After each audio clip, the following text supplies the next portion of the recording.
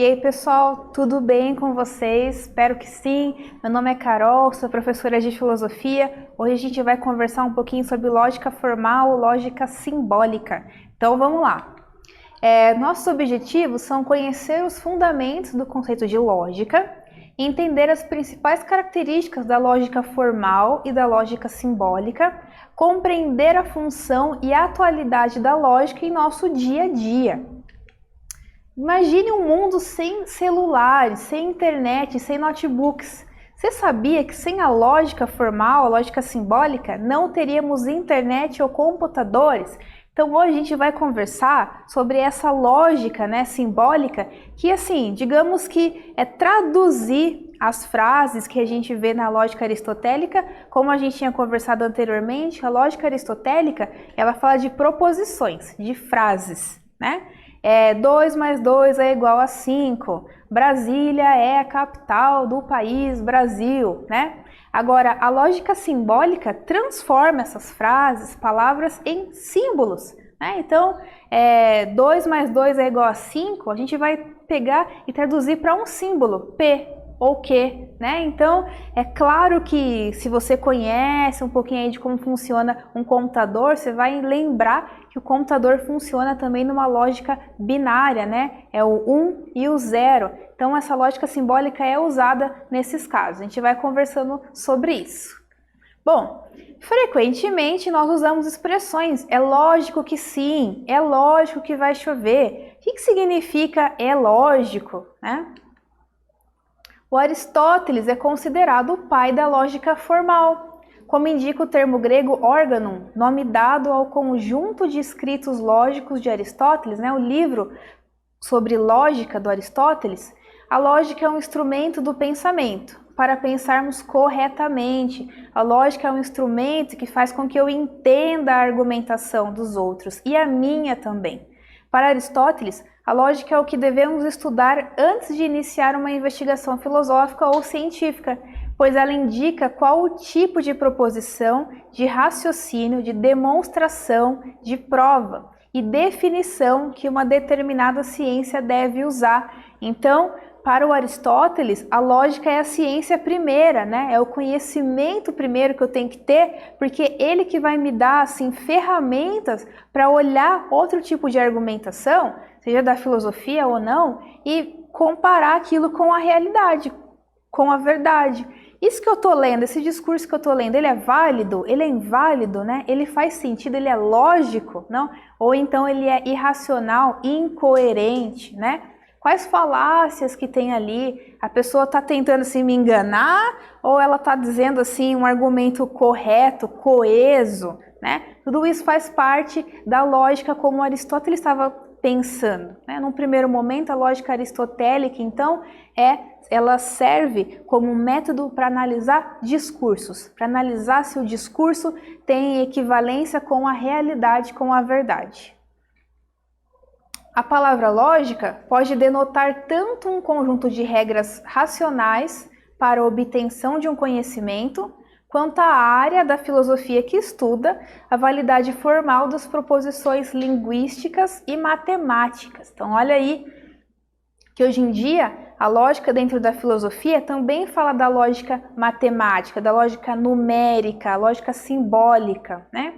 A lógica, enquanto propriedade linguística, não se preocupa com a veracidade dos enunciados, mas com a validade formal lógica, ou seja, com a possibilidade de sentido da frase dada por sua estrutura. Fica muito difícil a gente saber se aquilo que foi dito é verdade ou não, mas quando a gente a organiza, analisa logicamente, a gente pode entender se aquilo é coerente ou não, né? Veja que são duas coisas diferentes. Observar um discurso, ver se ele é coerente, se é uma falácia ou não, e observar um discurso e ver se a pessoa que está falando tem a intenção daquilo mesmo enquanto verdade. Tá? Bom, primeira atividade aí pra gente. O que é a lógica aristotélica e qual é a importância da lógica para Aristóteles? Né? Então, o que o Aristóteles estava pensando quando ele começou a fazer o organon, né? A pensar sobre lógica? Então, responda aí.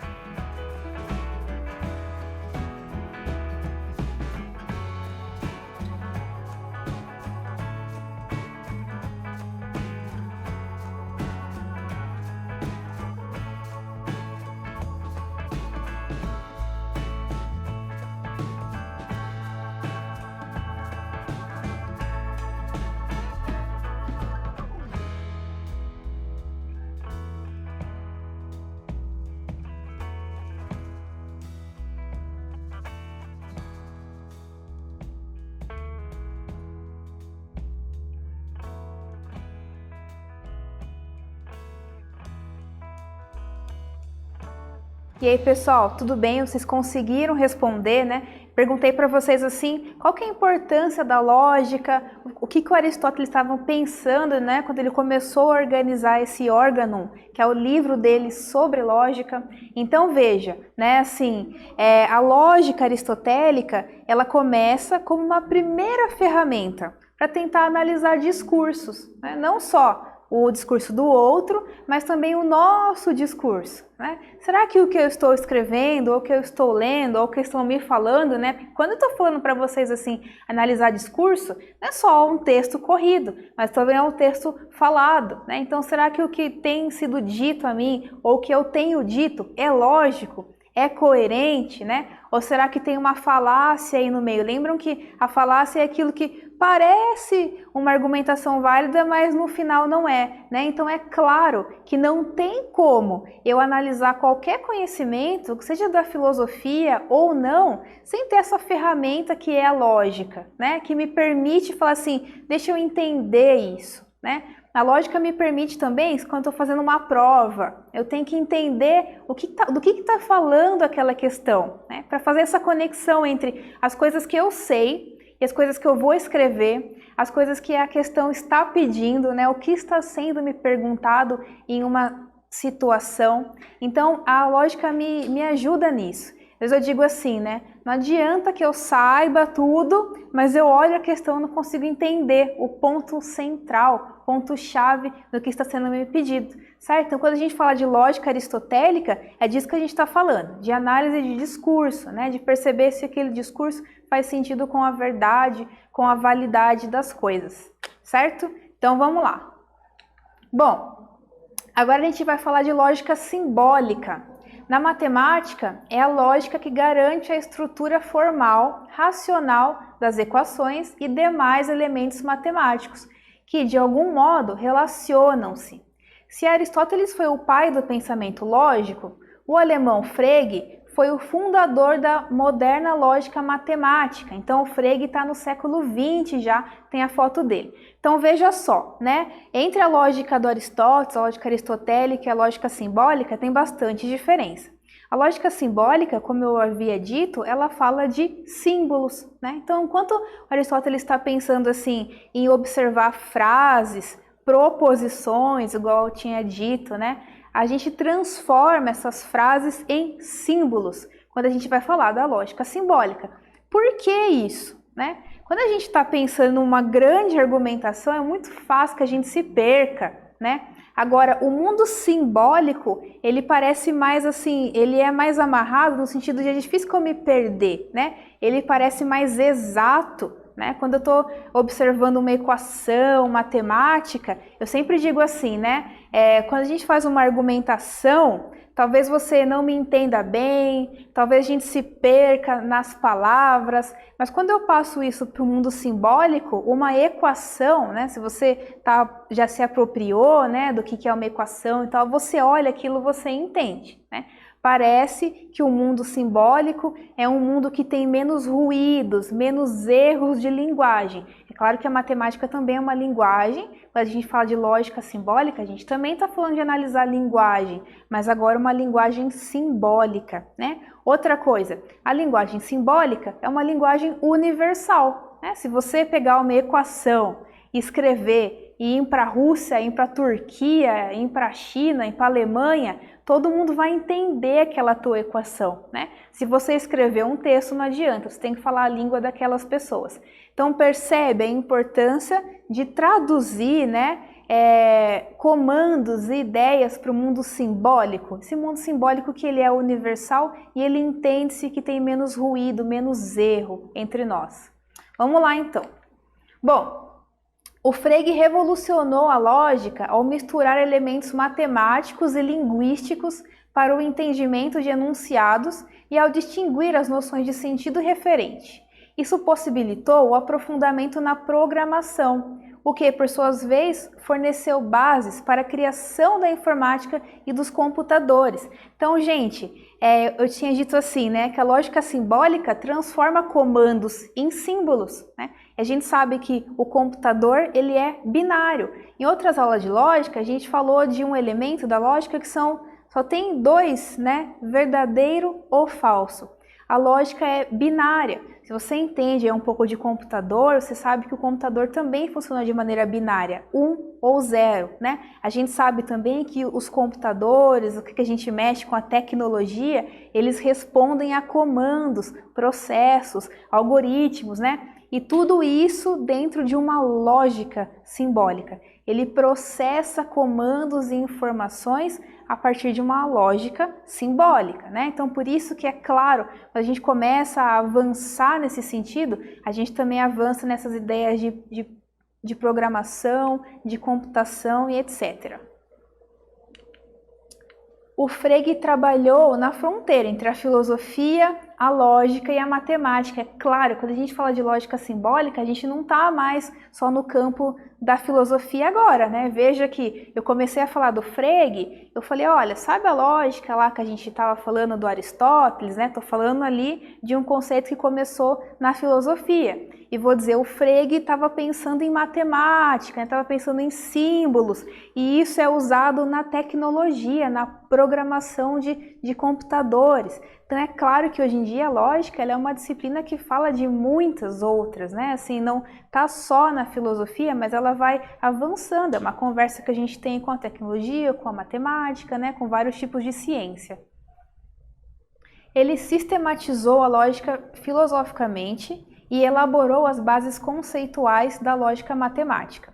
Sua importância para a história da filosofia se deve também a seus trabalhos sobre a filosofia da matemática, nos quais desenvolveu detalhadamente a ideia de que a aritmética é uma parte da lógica geral. Então, professora, tem a filosofia da matemática? Sim, né? A gente tem tanto a filosofia da ciência, de maneira geral, quanto a filosofia das ciências, como a filosofia da química, a filosofia da matemática, a filosofia da biologia. Então, a filosofia se encarrega de vários nichos diferentes, como, por exemplo, né, dentro da filosofia da matemática, o Frege está falando de lógica simbólica, né? Eu, como filósofa, posso estar pensando em algoritmos dentro da programação de computadores, entendendo a lógica como uma herança da filosofia. O Frege criou um sistema de representação simbólica para representar formalmente a estrutura dos enunciados lógicos, a estrutura dessas frases lógicas, as proposições lógicas e suas relações, e a invenção do cálculo dos predicados. Esta parte da composição funcional da estrutura interna das frases, substituindo a velha dicotomia analítica sujeito-predicado, que é uma herança da lógica aristotélica. Então, o Frege, ele tratou de pegar essas frases, né, as proposições da lógica aristotélica e transformou em símbolos. Em 1879, o filósofo publicou o texto que chama assim Conceitografia, no qual descreveu pela primeira vez um sistema de representação simbólica, capaz de formalizar a estrutura lógica dos enunciados, possibilitando uma caracterização precisa do que é uma dedução lógica. Então, na lógica aristotélica, a gente pega um discurso enunciado, a gente analisa um monte de frase, né? A intenção do Frege com a lógica simbólica, transformar todas essas frases enunciados em símbolos, né? Imagina só, é como se, eu sempre falo assim com os meus alunos, né? Quando a gente fala a nossa língua, português, né? Ou a gente está vendo aqui a Libras também, é uma língua, é um tipo de comunicação nossa. Mas a matemática também é, a gente também não conversa ali com os números, né? Ela tem uma estrutura, ela tem um jeito de ser, certo? Então, essas linguagens todas são linguagens a qual a gente usa em sociedade e se comunica. O que o Frege fez é, bom, eu vou olhar essa linguagem aqui escrita e vou transformar ela em símbolos, né? Eu vou pegar frases e proposições e transformar em símbolos, porque eu consigo, como se fosse assim, trabalhar esses símbolos, todos esses enunciados, como se fosse uma grande equação, né? Ver o que está correto, ver o que não está correto, traduzir essa análise de argumentação que eu tinha dito para vocês, como se fosse uma análise, uma equação matemática, digamos assim, né? Usando símbolos. Como esse daqui, né? Tem a tabela da verdade. A tabela verdade é um dispositivo utilizado no estudo da lógica matemática. Com o uso desta tabela, é possível definir o valor lógico de uma proposição, isto é, saber quando uma sentença é verdadeira ou falsa. Para a aplicação da tabela verdade em uma situação do dia a dia, deve-se definir o que é a proposição P e a proposição Q. Por exemplo, P é chover e Q fico em casa. Então veja, gente, lembra que eu estava dizendo, né, fazer essa transposição, transformar frases em símbolos, né? A tabela verdade já utiliza isso. Chover, eu coloquei P, né? E fico em casa, eu coloquei Q. Eu estou usando aqui um exemplo pequeno, né? Mas eu poderia colocar assim, Brasília é a capital do país Brasil, P. Posso usar até coisas maiores e transformar em símbolos, né? Então veja só, aqui tem também alguns conectores, né? Tem P, tem Q, e veja ali que na primeira linha, em cima, eu estou vendo uma flechinha, que significa então, né? Então, se P significa chover e Q fica em casa, se chover, então fico em casa, né? Isso que fala a primeira linha. Se P for verdadeiro e Q também, então se chover, então fico em casa. A segunda, o Q, já aparece como falso. Se chover, então não fico em casa. Isso para analisar todas as possibilidades de argumentação. A terceira linha, se não chover, então fico em casa. E a quarta linha, se não chover, então não fico em casa. A gente viu então a resolução dessa tabela de verdade, né? Ela analisa todas as possibilidades de ações. Eu coloquei aqui duas frases pequenas, né? Que é chover e ficar em casa. E como eu disse para vocês, a gente pode usar isso para grandes discursos também, né? Temos nesse caso a operação lógica, que é uma condicional, que é essa flechinha aí que significa então, né? Se P, então Q, como tem o primeiro ali. Se chover, então fica em casa. Os dois são válidos, né? Os dois são verdades. Ou tem o caso da última linha ali, que são duas negações. Se não chover, então não fico em casa. Então, continuando, né? Sendo a primeira falsa e a segunda verdadeira. Pela tabela, nós concluímos que o resultado desta operação lógica será verdadeira, né? Se chover, então fica em casa, o resultado ali primeiro, por exemplo, é verdade. Existem outros casos e exemplos de tabela de verdade, inclusive tem outros os condicionais, né?